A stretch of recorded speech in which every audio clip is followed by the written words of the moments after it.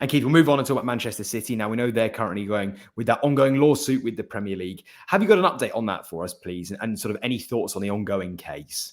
No, I'm afraid there's no update this week. It's very quiet. I think that all the strategic artillery is being moved into position. And I'm afraid that there is no activity at present.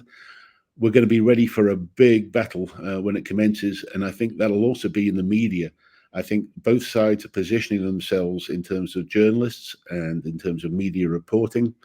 It's going to be fascinating how this is covered. And I think that the football fan will be able to see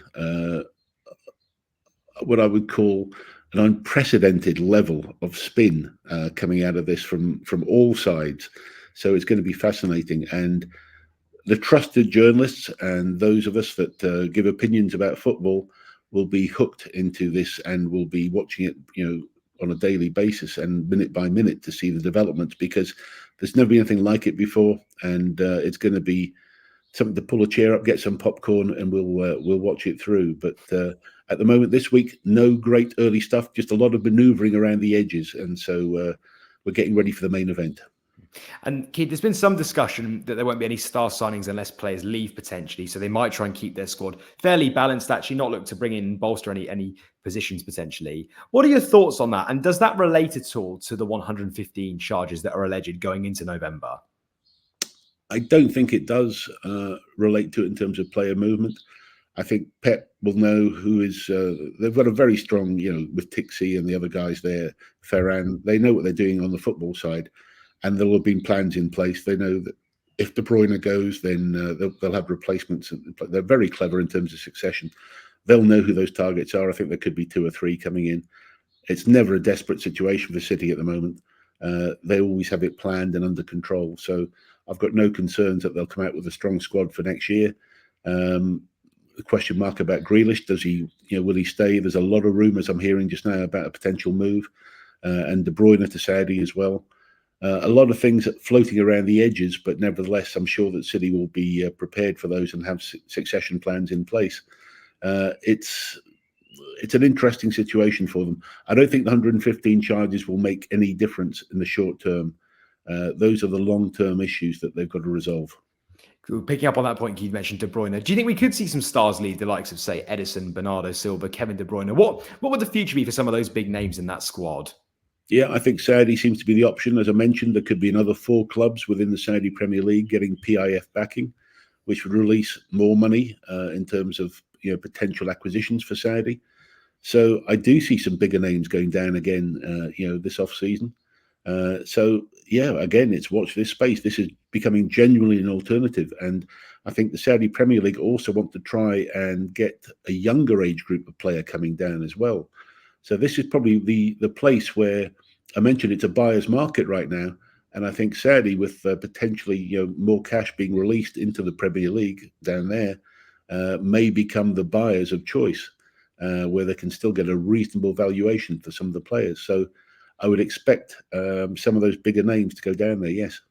And Keith, looking at that then as well, is this sort of plan potentially, if they are to say acquire 4 more clubs, that they'll look to balance the league potentially in terms of names? Because one argument that some fans have is that actually there are quite a few really strong clubs in the league and others that might be slightly further behind in terms of talent. Do you think PIF's view will be that they will be looking to sort of strengthen across all of the clubs, so it makes it more of an excitement watching, say, X versus Y?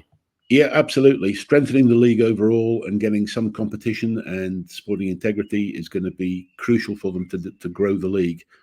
I think I looked at the attendance numbers last year. I mean, the big clubs, as you mentioned, and it's like a Rangers and Celtic in Scotland. It's like Bayern Munich in Germany. There are a couple of top clubs and that challenge all the time. They've been getting crowds of about 60-odd thousand, which is it's good numbers for clubs. But nevertheless, the average attendance has only been about 23,000 in the league overall, because the lower clubs are not attracting those crowds. So what they've got to try and do, as you say, is balance out the big names, try and get those crowds up in the smaller clubs, get them better facilities, and gradually grow to a league that is competitive and also gets the fans engaged at those smaller clubs and gives them a chance to try and compete with the big ones. Look, Al Nassr, Al Hilal, big clubs by any measure, and that they've got to be the ones that are under attack all the time from the smaller club. As they say, it's their cup final every week. And so we I think the Saudi Premier League, to be competitive and give those smaller clubs a chance, is where they're going to be going with this, which is probably lucky for some of the players that want to move on from the Premier League at a certain time in their career. We saw, Keith, last season, Calvin Phillips and João Cancelo both loaned out to West Ham and Barcelona respectively. Would we expect both of those to go, do you think, in the summer? And what sort of fee could they recoup potentially for them? I think those are all personal decisions. I mean, we saw Jordan Henderson coming back from Saudi. He didn't enjoy the experience, and it's not for everybody. Look, I've done about 30 trips down to Saudi. I understand it. I actually enjoy it down there a lot. But it's not for everybody, and it certainly is a different lifestyle, and you've got to be able to adapt. Some players won't like it, and I don't know what personal situations will be with families, with kids, etc. Some of those players might not want to make that leap down to the Middle East, and I completely understand that. So I think a lot of it will come down to personal issues rather than just the players being told to go down there. So that's going to be the biggest situation. Those that will obviously gain the benefit of a good financial situation, but there's also the human side to look at it, and they've got to be happy to play at the top of their game and have a happy domestic family life as well. So a lot of considerations. As I say, I personally think it's a great place to go and play, but it's not for everybody, and I appreciate that. And I mean, even right now, the heat in the summer is going to be ridiculous as we go. It's just the Eid holidays at the moment. I think it was about 45 in Riyadh the other day. The heat is something that's been talked about. I know Steven Gerrard has mentioned it a lot. Some of the having to stop for 3 water breaks in the first half and having to have heat breaks continually, and the pace of the game being so much slower, even though the games are played at night. That's an issue. So heat is becoming an issue, as we've seen. And I heard it talked about for the Olympics coming up, that heat will be a big issue as well.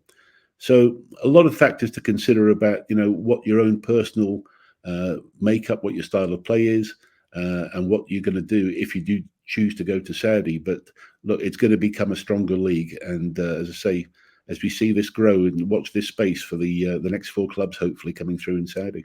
You've just watched a segment from Football Insider's brand new podcast, The Inside Track, with me, Lewis Pearce, alongside the guests on the show. Thanks very much for tuning in. Please do give the video a like, comment your thoughts on the topic, and feel free to share on your social media pages. If you want to listen to the full podcast episode, click the link in the description below. Keep your eyes peeled for plenty more content and exclusives here on The Inside Track.